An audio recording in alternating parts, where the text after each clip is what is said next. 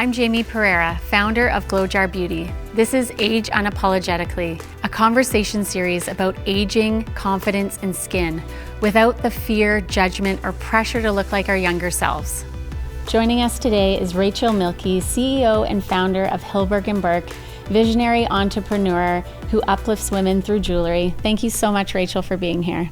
My pleasure. I just want to ask you a really big question. It's the whole theme to this whole conversation is about aging unapologetically and what that means to you personally. It is a big question, and I actually think in the question is a bit of the answer that for some reason we're supposed to feel bad about aging. And it actually, as I thought about this, it brought up a story of about a decade ago. I had a business mentor say to me, you should really try and scale aggressively now while you're young, because as you age, you become less relevant. And that was obviously so offensive. But that message is so prevalent. Yeah. It's so prevalent. It's prevalent in your career. It's prevalent if you're a business owner. And it's just so problematic. So problematic. So for me, it's about like, who cares? Who cares how old you are? Yeah. You can accomplish whatever you want at any phase in your life. And I feel like I've been given kind of gifts throughout my life. I navigated cancer, and that was, in the end, a massive gift of like really just like redefining what is most important in my life. And after that, I just looked at aging as what a gift. Yeah. What a gift that I get to age. So I think about it really differently now. And, I might wake up and I might look tired. I might see a new wrinkle. And I'm like, I'm really glad that I get to see that. Yeah. Oh, that's so nice. Thank you for sharing that. Did you always feel that way about aging, even in your 20s or 30s? I feel like I had a really special gift in a mother who never pointed out any flaw. I never heard her talk negatively about another woman.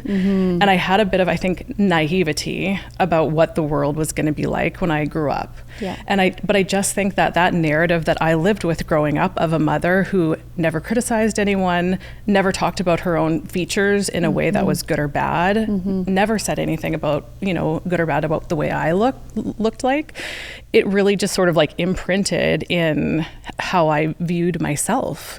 And so I think I, in some ways, never really worried that much about aging, because why would I? It wasn't something my mom or dad ever talked about. So why would it be relevant? Nice. So you had like a really positive, there wasn't like a micro focus on body image or how you looked, and like the comparison wasn't there.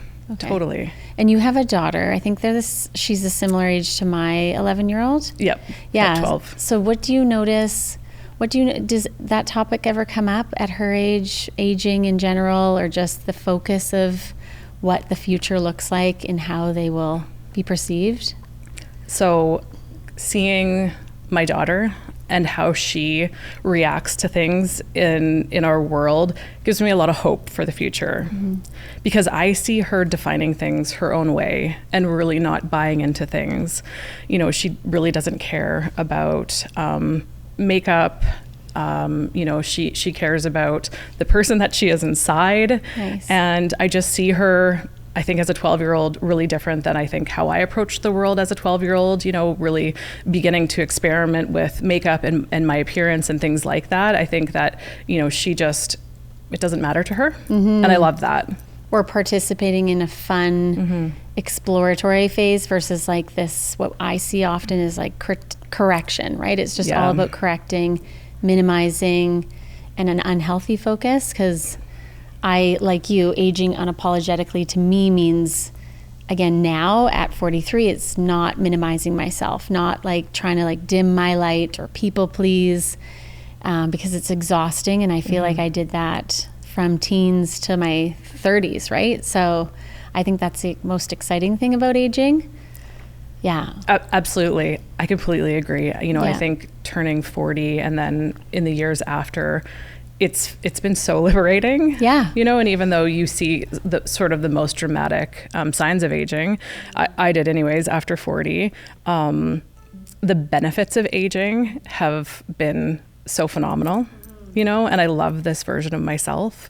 I think you also, as you age, discover how you can deepen your relationship with yourself, your love for yourself.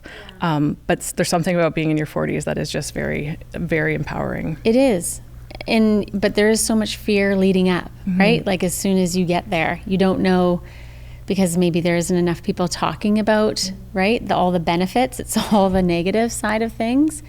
So how do you find, I mean, the positive role model growing up, that definitely helped, I'm assuming, to, you see these changes, and then what do you do, right? I think it's so important what you consume. And I think like that's one of the reasons I really love to follow you and your content. I love your products because it's all about just embracing and using high quality products that, I know are going to be like good for my health, good for my skin.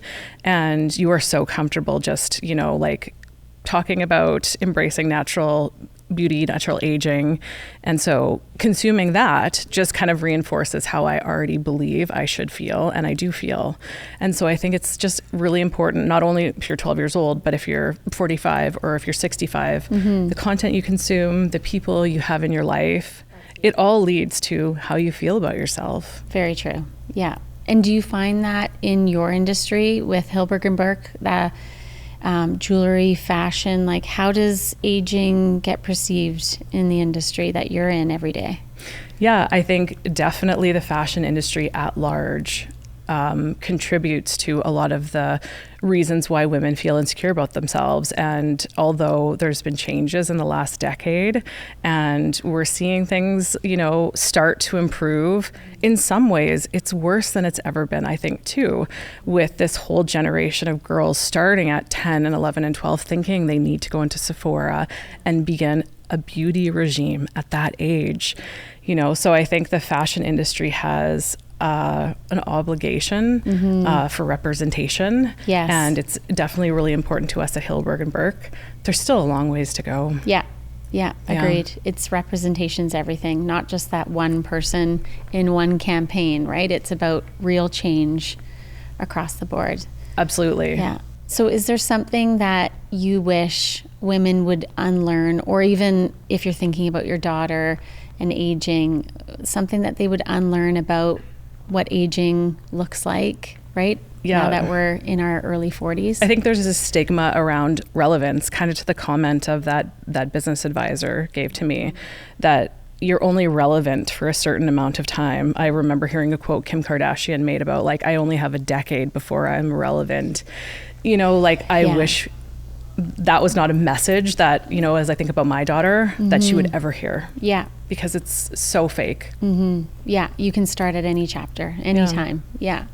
No one wants to feel like they're going to be invisible, right? Or less than. So just like you said, if you audit your audience, you have more of a community, you really take the time to surround yourselves with those who share your values so that, again, you can live a really beautiful life without always focusing on like these slight changes that are going to happen naturally as we age. Totally. Yeah. And, as I think about like our family and what I'm focused on with my daughter, it starts from the inside. Yes.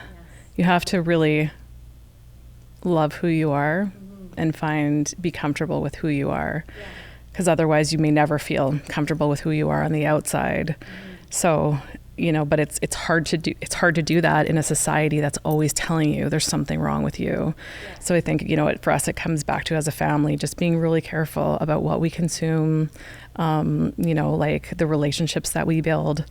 They're so important. You have to ensure that you are living in an ecosystem and consuming things that support the values that align with the way that you want to live. Yeah, your family, that's all you can.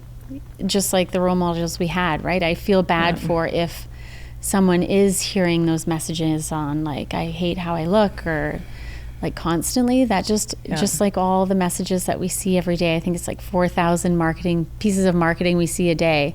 It's like, if they're negative, it does affect us, whether you think it or not. So totally. And one of the decisions that we made in our family was just no social media for the kids. Yeah. And early on, I remember we told my daughter, you can't have social media until you're, I think we said 16 or 18. And then she never questioned it. So we just kept rolling with it. Like we figured at some point she would push back, but she hasn't. Yes. And I think at this age, she's realized, they now talk about it very openly in school, how damaging it is. Yeah. And she knows, you know, like, and so I'm really thankful that we've made that choice, because I think it's a bit of a barrier for her that she's, at least we are getting a few more years of her not being exposed to those negative and hurtful messages. So Rachel, is there one way that you, or multiple ways that you feel like you care for your skin or your body that's feels more like self-respect versus then correction? There's been such great movement in body positivity. We want to see more of that in the beauty industry. But yeah, what's one way that you feel that's caring for your whole self? For me, it's the intention behind what I'm doing. So one of my favorite products, and you didn't set me up to this, but one of my favorite products that I own is the body oil, the pineapple body oil that I discovered before I even met you. This product is just like, it smells so good, and I love this product. And it's actually something like a bit of a mentor that I'm working with right now has taught me. She's like, you know, when you put that on, you love this product. When you put it on, just like take a minute to just think about why you're putting this on, you know, that you love your body, and do it with like intention. And I think about that as I get up and work out in the morning. You know, the intention is to live longer, to be healthier, to be able to like be more active with my kids. And so I try to carry an intention behind why I do things. And I hope that at some like cellular level, my body knows that the intention behind why I'm doing something. I love that. That's there is much more conversation around that in aging and looking for longevity and mobility, instead of, again, this like focus on like cardio correction a certain way. Like there's no one way, one size, which I like. We're trying to have a more, you know, longevity mindset around how we care for ourselves, and just like a ritual, applying a body oil to your legs and actually like giving that a little bit more time than just slapping it on. Yeah. It is important. I think it definitely enhances the experience. And I think picking products you love, I've become a lot more particular about products that I use, and wanting to ensure that I'm using products that are high quality, natural ingredients. And then you feel better about using those products on your body too. You feel like you're honoring yourself? Exactly. Do you feel like you have, I felt this way where I want less now. I want, just like you said, I want higher quality products, less than, you know, than like with your jewelry, for example. It's like, you know, maybe in your 20s, you're just picking up every old junky piece of costume jewelry. And now you just want like those pieces for those events, for those celebrations, versus like the whole routine. So do you feel like you're a minimalist or more on the maximalist side in terms of skincare or body care? I am a maximalist, but when I find something that I like, I go all in on it. Nice. So I might discover a product or a brand, and if I really like that, I want to make sure that I'm trying everything across that product line. And then I would prefer to use just a few, like from a few brands, as opposed to experimenting with everything. You know, I'd rather do my research, understand the values and how the product is made, and then go deep on that brand. It's a true entrepreneur, right? That's awesome. Well, thank you so much for joining us, Rachel. My pleasure. Thanks for having me.